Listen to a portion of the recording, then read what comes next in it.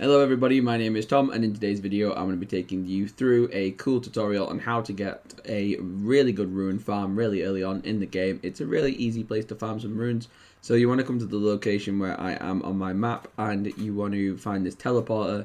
It's right near the beginning of the game, right when you come out of the tutorial area. You go down through this swamp rock area, and eventually you'll see a teleport appear behind these trees. You'll see the blue mist leading you towards it, and then once you find that, you can quickly teleport from the starting area of Limgrade all the way over to this new area. Don't fight any of these bosses, you don't have to worry about that. Just ride your horse all the way down the path, following it towards the bridge, but do not cross the bridge because there is a massive dragon that will definitely one-tap you.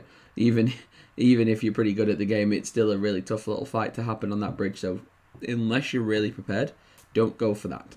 If you're just doing this early game, because you can literally get access to this farm really fast, then I would highly recommend not messing with that dragon. But definitely grab this Grace camp next to the bridge. The Grace area is really good to have as a save point here, and then once you're about, you can find these tiny little sort of demon things. They're really small. Just target them and then come up behind them, get a crit hit on them, and then just spam them with attacks until they're dead. Don't let them attack you, because one swing of them can literally take your whole health away.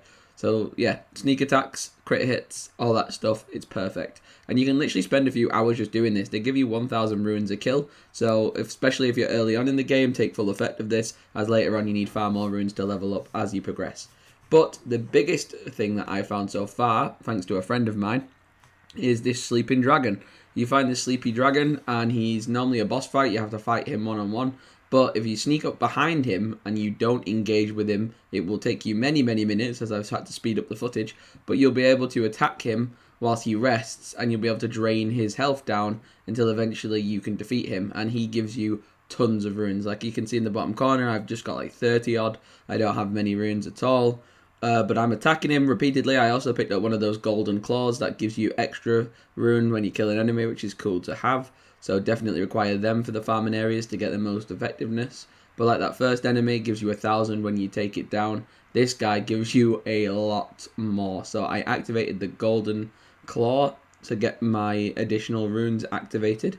And then once I equipped that, I went to work on finishing the dragon. It does take a couple of minutes. It took me a while because my sword's not very strong, but it's a really easy fight because you don't have to actually take him on one-on-one, which is nice.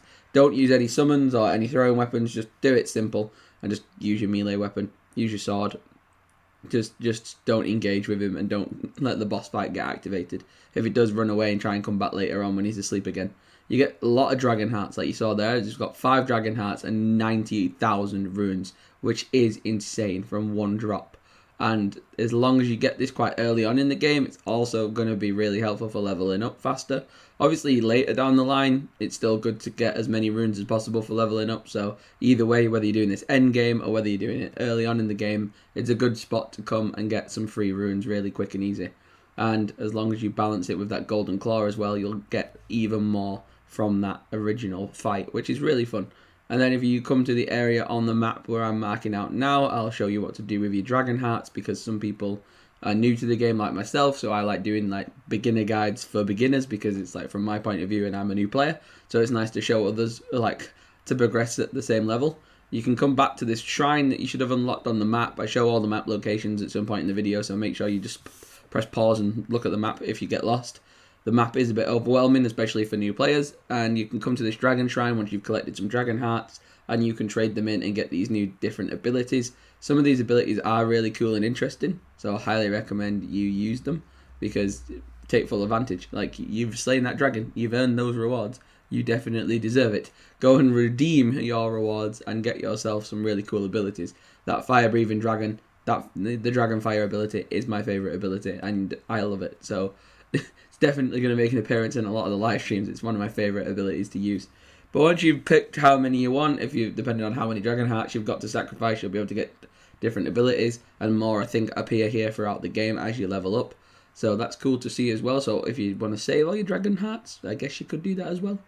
I just chose to spend all mine for the content. Then you go to the round table area and find this blind lady. She's next to the 2 fingers that you have to interact with at some point in the story. Once you talk to her, you'll be able to trade in Godric's item. Once you've defeated Godric, there's a really cool tutorial I'm going to release on how to kill him really, really quickly. But if you do defeat Godric, then I definitely recommend bringing his stuff back to her, as you can choose between his battle axe or like a dragon for a hand. So I think the option's pretty easy to choose, not gonna lie. I picked the dragon hand. If you've watched my streams, you'll have seen. I love that thing, and it is amazing.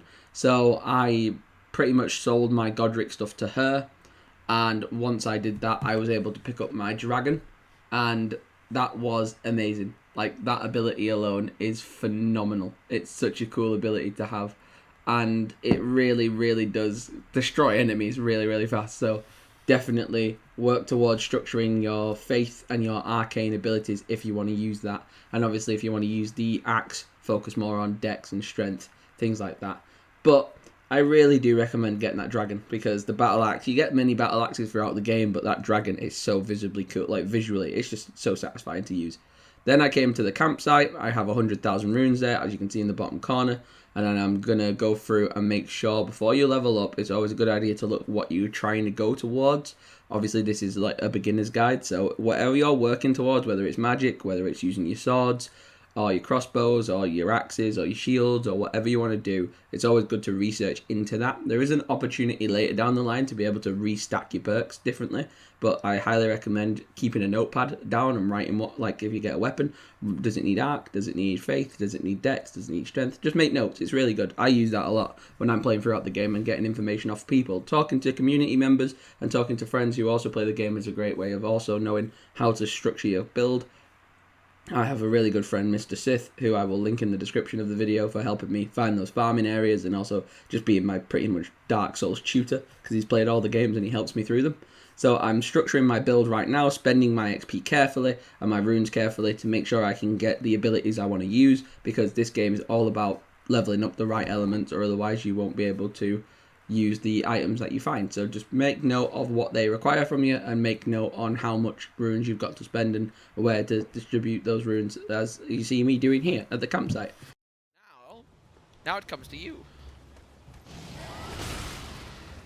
Oh, it needs time to charge up, does it? Okay. Bear witness! Oh my god!